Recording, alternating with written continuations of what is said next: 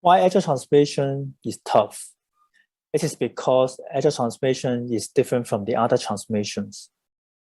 In other transformations, you can find some tangible deliverables easily. Let's say a process change, a system is changed. But in agile transformations, the core of the deliverables is not really tangible. The essence of agile transformations is a series of changes and changes in people's behaviors. So it is talking about some intangible changes. You can see that, but it's difficult to measure. To have sustainable changes of people's behavior, mindset is the key. So changing mindset will not happen in short term is normal, because we all know that changing mindset is not an easy task. Whenever we talk about mindset, people are involved. Whenever we talk about people, culture is also related.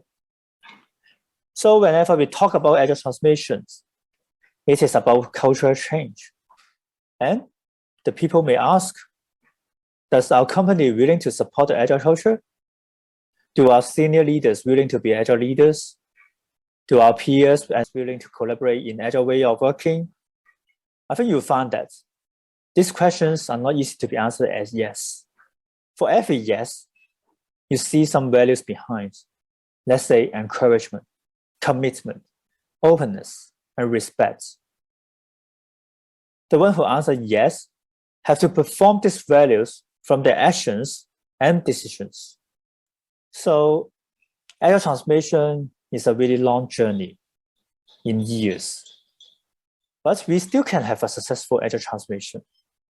High levelly, we can have a communication with different levels and functions so that they can align the understanding of what agile transformation means.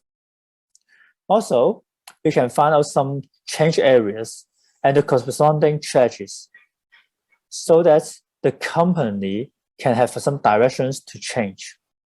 Set up some short-term, mid-term, and long-term goals and measurements is also crucial for the transformation to be success, as some progress is easier for people to understand.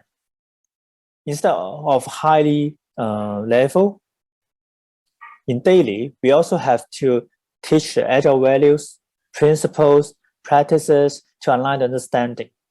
Facilitate some agile events to show how to apply agile in daily work.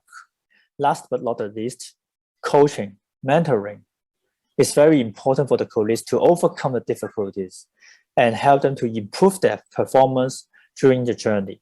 Agile transformation is really not an easy task, but it's really worth to have it because it helps the organizations and colleagues to have a better working environment and culture.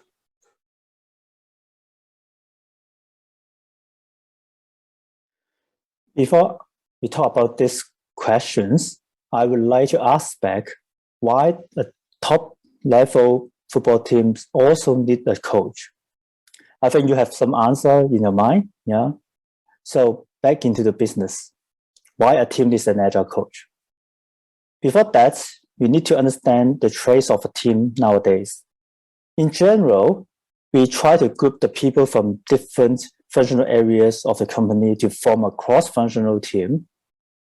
And we want them to solve the problems and lead to more sustainable and wise decision-making under limited time, resources, and efforts, instead of working with different departments back and forth email. So this team is able to improve customer satisfaction while helping to meet organizational goals. So just as mentioned, they are coming from different functional areas. So each member has their knowledge, experience, focus, and even fears and bias. It is just like a football team. Each player is professional, elite of elites, but they still have their own knowledge, own experience because of their different position. So it is not easy to form a team from completely different paradigms with aligned and shared goals in short, and achieving the goals continuously. That's why having an agile coach is critical here. An agile coach can work as a neutral stance for conflict resolution and apply an agile mindset for improving productivity through the agile way of working. To achieve that, Agile coach conducts the activity like first, conduct team building activities to let them know each other. Second, facilitate team agreement to understand how they work together to help them to be more collaborative. Third, facilitate the activities to generate goals, measurements, and initial backlog items to align the why we do, what we do, and how we do. Last but not least, coach and mentor the team continuously to improve the team's and individual performance. So if you are going to and form a team or want to improve a team's performance, it is worth finding an agile coach for the team. Just like the professional football team, they need a coach.